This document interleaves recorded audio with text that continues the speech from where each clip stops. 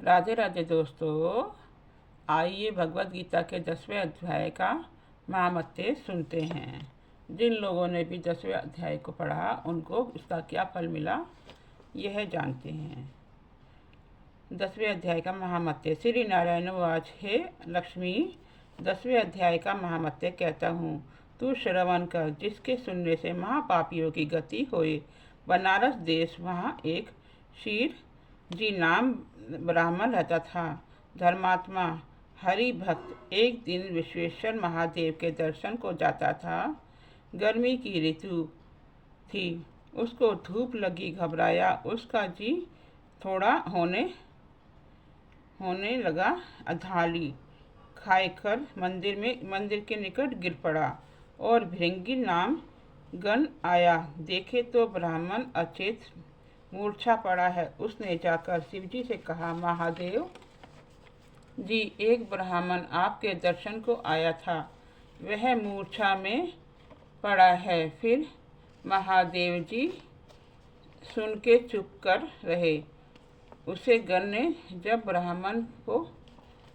ब्राह्मण को फिर आए देखा तो वो मरा पड़ा है। फिर जाकर कहा, हे स्वामी, यह चरित्र मैंने देखा है। इसने कौन पुण्य किया है जिससे भली प्रकार जगह मृत्यु पाई है। चारों बातें इसको भली आए बनी हैं। एक बनारस क्षेत्र, श्री काशी जी, गंगा जी का स्नान, संतोष और विश्वेश्वर जी का दर्शन, अन्न का छोड़ना, एकादशी का दिन, यह बात कह सुनाओ, इससे कौन पुण्य किया था। तब महादेव जी ने कहा, हे भृंगी, इसके पिछले जन्म की खबर मैं कहता हूँ, सो सुन। एक समय कैलाश पर्वत पर गोरा, पार्वती और हम बैठे थे।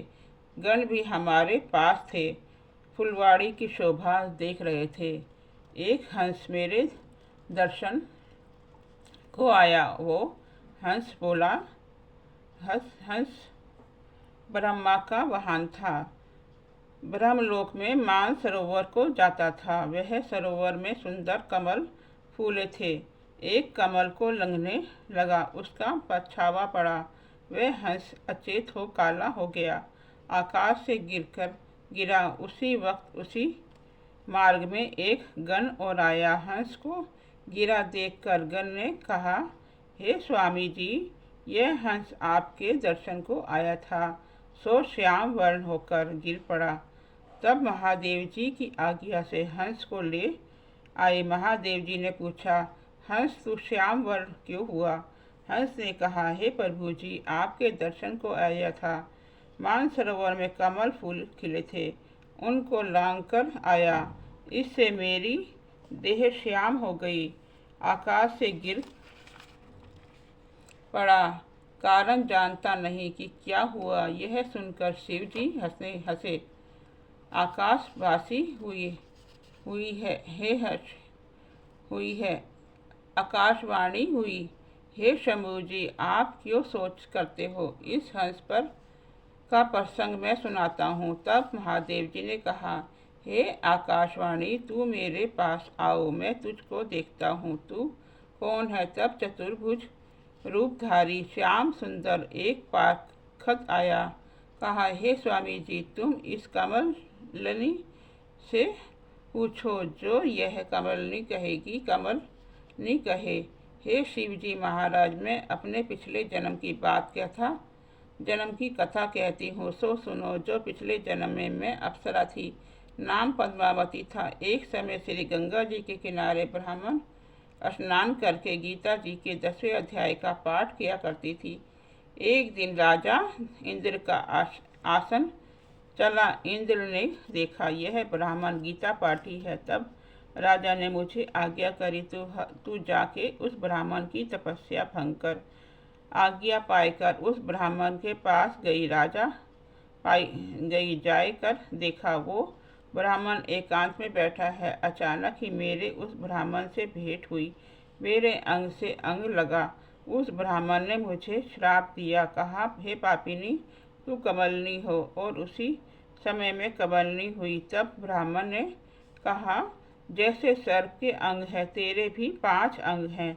2 कमल चरणों के, 2 कमल हाथों के एक कमल, मुख की जगह एक मानसरोवर में 60,000 और भोर रहता हूँ जो मेरी वासना का तृप्त हुए रहते हैं। यह सब बातें कही नहीं जाती। यह मेरा प्रकाश हो रहा है जो तू मेरे ऊपर से लंघता है, भस्म को जाता है। कमलनी ने कहा,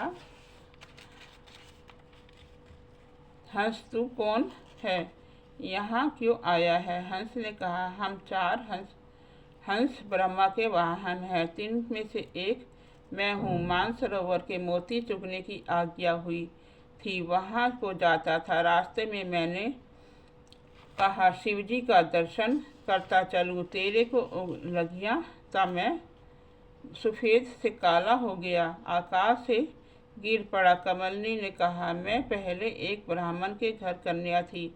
मैंने एक करवई का बच्चा पाला था। वो बहुत अच्छी बोली बोलता था। मैं तिसको पढ़ाया करती थी। एक दिन मेरा भर्ता आया, मैं उठकर उसका आदर न किया।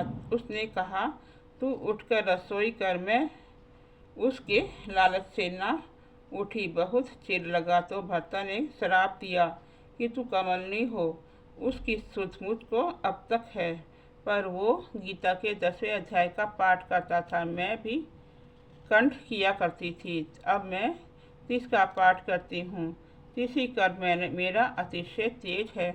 यह पाठ का फल है। हंस ने कहा, मेरी श्याम वर्ण से श्वेत होवे, तू इस कमलनी की देह से छूटे, देव देही पावे। तब कमलनी ने कहा, जो कोई गीता के 10वें अध्याय का पाठ सुनावे तब उद्धार होवेगा। तब एक ब्राह्मण ने उस सरोवर में स्नान कर शालिग्राम का पूजन कर 10वें अध्याय गीता का पाठ किया और उस हंस और कमलनी ने सुना।